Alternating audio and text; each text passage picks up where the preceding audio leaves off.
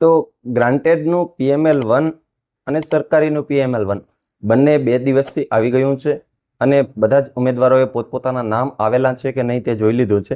પરંતુ છેલ્લા 2 દિવસથી સતત એકના એક પ્રશ્નો ઘણી બધી વખત અનેક જગ્યાએ રિપીટ થયા અને એ છે વાંધા અરજીને લઈને.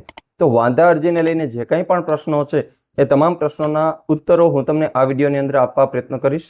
ખાસ કરીને વાંધા અરજી પછી મેરિટમાં કોઈ ફેરફાર થશે કે નહીં તે પણ આપણે આ વિડીયોને અંતે જોઈશું. કેટલાક પોઈન્ટ મેં નોટ કર્યા છે કે કેવા કેવા સવાલો આવ્યા છે, જેના જવાબો પણ મેં આપી દીધા છે. તો એ તમામ સવાલોમાં ખાસ કરીને વાંધા અરજી છે એ શા માટે કરવી, વાંધા અરજી ક્યારે કરવી, વાંધા અરજી કોણે કોણે કરવી પડશે, વાંધા અરજી કેવી રીતના કરવી અને વાંધા અરજી કરવા માટેની જગ્યા કઈ જગ્યાએ આપણે વાંધા અરજી કરશું. તો આ તમામ પ્રશ્નોના જવાબો આ વિડીયોના અંત સુધીમાં તમને મળી રહેશે અને અંતમાં આપણે જોઈશું કે મેરિટની અંદર ક્રમમાં જે કંઈ પણ ફેરફાર થવાનો છે, નામ ઉપર નીચે કેટલા અંશે થઈ શકે તે તમામ માહિતી આ વિડીયોના અંત સુધીમાં તમને મળશે. તો નમસ્કાર મિત્રો, દર્પણ એકેડેમીની યુટ્યુબ ચેનલ પર આપ સૌનું સ્વાગત છે, જ્યાં તમને મળે છે શૈક્ષણિક વિડીયો તેમજ સરકારી ભરતીને લગતી તમામ માહિતીની લેટેસ્ટ અપડેટ. તો ચાલો ફટાફટ આ માહિતીને આપણે શરૂ કરીએ. તો સૌથી પહેલાં તો વાંધા અરજી ક્યારે કરવાની છે, તો કે આવતીકાલનો દિવસ ખાસ મહત્વનો છે વાંધા અરજી માટે. એટલે સૌથી પહેલાં તમારે શું કરવાનું છે તો કે આ વિડીયોને વધુમાં વધુ મિત્રો સુધી શેર કરી દો. કારણ કે શા માટે વાંધા અરજી કરવી, કોણે કોણે વાંધા અરજી કરવાની છે એ તમામ ઉમેદવારોને ખ્યાલ આવે અને એમને પણ જો જરૂર હોય તો એ વાંધા અરજી કરી અને પોતાના જે કંઈ પણ પ્રશ્નો છે, મતલબ કે ફોર્મમાં જે કંઈ ક્વેરી છે એમાં સુધારો કરી શકે. એટલે એ તમામ મિત્રો સુધી વિડીયોને વધુમાં વધુ શેર કરો, એ જ ઉદ્દેશ્ય છે આ વિડીયોનો. અને ચેનલ પર આપ નવા હો તો સબસ્ક્રાઈબ કરી દો. નીચે ટેલિગ્રામ, વોટ્સએપ, ફેસબુક તમામ સોશિયલ મીડિયાની લિંક પણ આપેલી છે, તેમાં પણ જોડાઈ જાઓ, જેથી તમે ત્યાંથી પણ પ્રશ્નો પૂછી અને તમારા પ્રશ્નોના જવાબો મેળવી શકો. તો આવતીકાલે 16 તારીખ છે અને 16 તારીખનો દિવસ વાંધા અરજી માટે અગત્યનો છે. કાલના દિવસ માટે તમે વાંધા અરજી કરી શકો છો. બીજી વાત કરીએ કે ભાઈ વાંધા અરજી ક્યારે કરવી, તો કે આવતીકાલે. શા માટે કરવી, શા માટે કરવી વાંધા અરજી, તો કે ભાઈ આપણા ફોર્મની અંદર કોઈક ને કોઈક પ્રશ્ન છે, મતલબ કે ક્યાંક ક્વેરી છે અથવા તો આપણે કોઈક પ્રકારની ભૂલ કરી છે, તો એ ભૂલને સુધારવા માટે થઈ અને ખાસ કરીને વાંધા અરજી કરવાની છે. હવે શા માટે કરવી અને કોણે કોણે કરવી, તો કોણે કોણે કરવી એની પહેલાં આપણે વાત કરી લઈએ.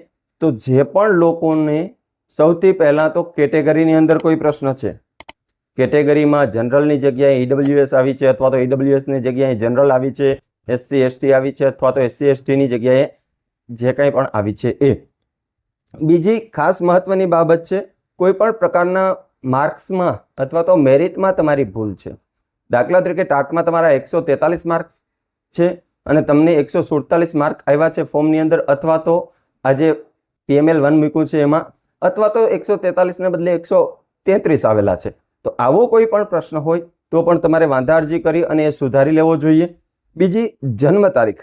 મિત્રો, જન્મ તારીખ ખૂબ જ અગત્યની છે, કારણ કે જ્યારે એક સમાન નામ આવે છે ત્યારે જન્મ તારીખ જોવામાં આવે છે. એટલે જન્મ તારીખની નાની અમથી ભૂલ પણ તમારે મેરિટમાં આગળ અથવા તો પાછળ તમને લઈ જઈ શકે છે અને એ એટ એ ટાઈમ તમને જો ખ્યાલ આવશે તો તમે બની શકે કે તમે મેરિટમાંથી બાકાત પણ થઈ જાઓ. એટલે એ ભૂલ પણ તમારે સુધારી લેવી જોઈએ.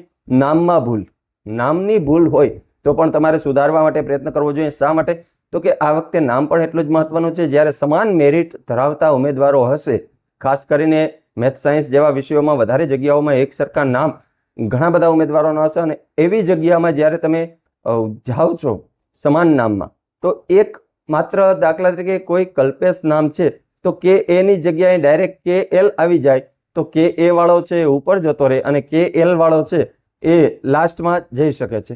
તો આ તમામ બાબતોનો ખ્યાલ રાખીને તમારે એ વાંધા અરજીમાં રજૂ કરી અને એ પણ સુધારવું જોઈએ. હવે વાંધા અરજીમાં કેવી રીતના તમે સુધારો કરી શકશો, તો તમે જે કંઈ સુધારો કરવા માંગો છો એનો તમારી પાસે આધાર પુરાવા સ્વરૂપનું ઓરિજિનલ ડોક્યુમેન્ટ હોવું જોઈએ.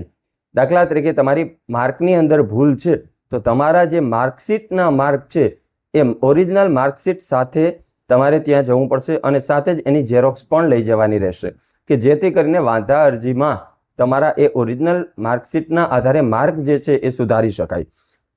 અથવા તો નામ માટે પણ કોઈ LC જેવું પ્રૂફ, જન્મ તારીખ માટે પણ LC જેવું પ્રૂફ તમે લઈ જઈ શકો છો. એટલે વાંધા અરજી કરતી વખતે તમારે એના આધાર પુરાવાઓ રજૂ કરવાના રહેશે. વાંધા અરજી કેવી કરવી? તો સામાન્ય રીતે આપણે જે રીતના અરજી કરીએ છીએ કોઈ પણ જગ્યા માટે કે કોઈ પણ રીતના, તો એ અરજીના સ્વરૂપમાં જ કરવી. એ ફોર્મેટ જો તમને એવું લાગતું હોય તો વિડીયોમાં કમેન્ટ કરજો. ટેલિગ્રામ ચેનલમાં એની વર્ડની ફાઇલ પણ આજ રાત સુધીમાં અમે મૂકી દઈશું. તો એ કોપી પેસ્ટ કરી અને સીધી જ તમે વાંધા અરજીની પ્રિન્ટ આઉટ કરી તમારા નામ અને જે કંઈ પણ સુધારો કરવાનો છે એ વિગતો લખી અને તમે વાંધા અરજી કરી શકશો. હવે વાંધા અરજી ક્યાં રજૂ કરવાની રહેશે? તો વાંધા અરજી તમે એક વખત તૈયાર કરી દીધી છે, આધાર પુરાવાઓ અને ડોક્યુમેન્ટ ભેગા કરી લીધા છે, ત્યારબાદ એ વાંધા અરજી જે છે એને તમારે તમારા જિલ્લામાં, તમારા જિલ્લાની અંદર જિલ્લા શિક્ષણ અધિકારીની કચેરીમાં જઈ અને રજૂ કરવાની રહેશે. એનો એડ્રેસ પણ ત્યાં તમને આગળ જ્યાં તમે ડીવી કરાવેલું છે એનો ખ્યાલ છે તમને. જો તમે કદાચ ને જઈ શકો તેમ નથી તમે પોતે, તો તમે કોઈને પણ ઓથોરિટી લેટર આપી, ઓથોરિટી લેટર આપ્યા બાદ તમારા ભાઈ બહેનને અથવા તો માતા પિતાને કોઈને પણ ત્યાં મોકલી શકો છો. તો આ રીતના તમે વાંધા અરજી કરી શકો છો અને તમારા ફોર્મની અંદર સુધારો કરી શકો છો. હવે વાંધા અરજી બાદ મેરિટ ક્રમમાં કેટલો ફેરફાર થશે એ મહત્વની વાત છે. તો મિત્રો ખાસ કરીને વાંધા અરજી પછી બની શકે કે 2-5 નામ ઉપર નીચે કોઈ પણ ઉમેદવારોનું નામ થઈ શકે. ખૂબ વધારે બહુ વાંધા અરજીમાં કોઈ ફેરફાર થતો નથી. ખાસ કરીને જેમની અરજીઓ રદ થઈ છે એ તમામ ઉમેદવારો વાંધા અરજીમાં વધારે પડતો ભાગ લેશે. બાકીના ઉમેદવારોને પણ જો કોઈ એવી ભૂલ હશે તો એ ઉમેદવારો પણ પોતાના મેરિટને આધારે વાંધા અરજી રજૂ કરતા હોય છે. તો બસ આ જ હતી આજની માહિતી. આપને ઉપયોગી થઈ હશે. જો આપ અમારી ચેનલ પર નવા હો તો ફટાફટ ચેનલને સબસ્ક્રાઇબ કરી અને બાજુમાં રહેલું બેલ આઇકન દબાવી દો, જેથી કરીને અમને આવા વિડીયો બનાવવાનું મોટિવેશન મળતું રહે અને આવી અગત્યની માહિતી આપની સાથે શેર કરતા રહીએ. અસ્તુ, ધન્યવાદ.